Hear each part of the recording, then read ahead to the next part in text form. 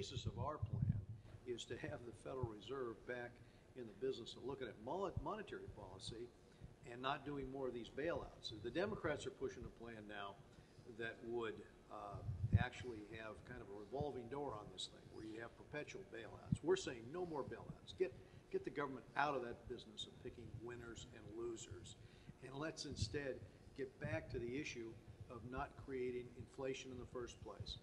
One of the things people forget is that when the Fed wasn't being mindful of this, when the central banks were setting interest rates at such a low period of time for so many years, they were actually creating a boom in the housing market. There was something else the government was doing to help create that. We were taking government-sponsored enterprises like Fannie Mae and Freddie Mac, and we were allowing them to arbitrage and over-leverage 100 to 1. Now, that was something Congress did. At the same time, we told them, in your portfolio, we want half of that portfolio to be subprime loans and Alt-A loans. Again, who would have bought up those bad subprime loans, except for the fact you had this arbitrage going on by Fannie and Freddie? So what we've seen through the government involvement into the economy is that A, it helped create that boom in the housing in the housing side, where 1 out of every 3 loans were people flipping homes, taking advantage of the fact that the government was extending this credit.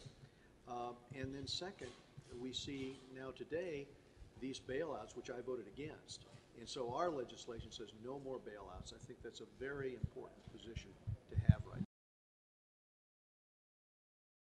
Well, I think one of the reasons it's desirable and necessary is because the one function the Fed has, which is to keep a stable monetary unit. In other words, keep the dollar steady and strong and not create this boom and bust.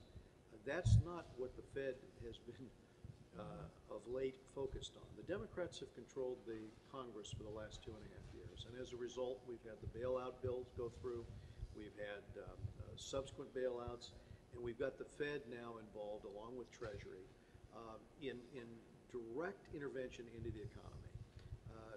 I don't like the way in which this has turned out. And in particular, I don't like Congress leaning on governmental entities in order to pick certain companies or subsidiaries, have them open in some districts, close them in other districts. Here's what I see overall.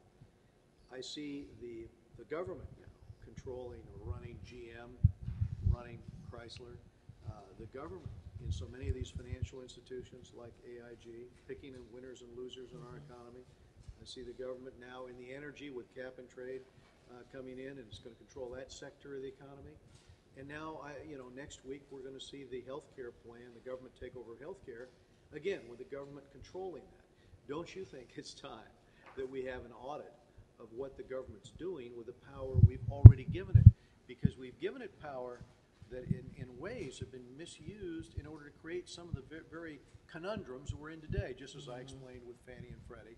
And I will add to that CRA, another government program, Community Reinvestment Act, where we forced banks, we actually bullied banks to make loans they never would have made. And it's the government that forced the institutions to go from 20% down to 3% down to 0% down in loans. I mean, that's the kind of problem that comes about when you have political meddling instead of the market, and you lose market discipline as a result. The bad precedent started in the first stimulus package, I don't doubt will lead to another concept here for another stimulus bill. Here's what's happened. I mean, unemployment's continued to go up. I think a lot of confidence has been lost. So investment that might otherwise come into our economy, my worry, is having investors leave the U.S. and invest in Europe or elsewhere around the world because they get cold feet about the fact that decisions are increasingly being made on a political basis rather than on an economic one.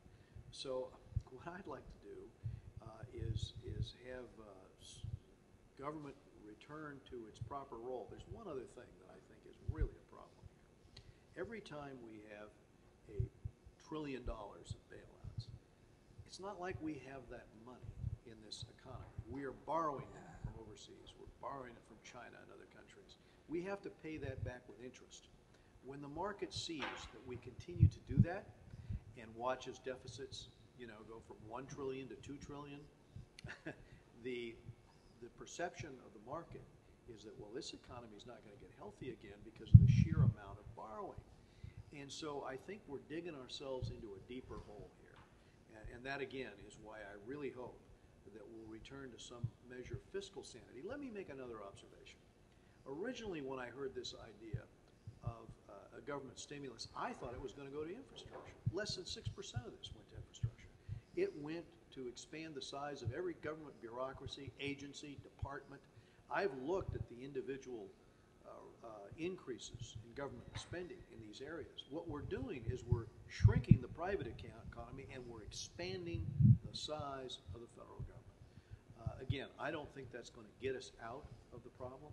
So no, I am not in favor of an additional bailout, which will be a political process around here as we watch lobbyists scurry to try to get funds to bail out their particular sector or industry. I think this is at the expense of the American people and at the expense of free enterprise and the stability of our system long term.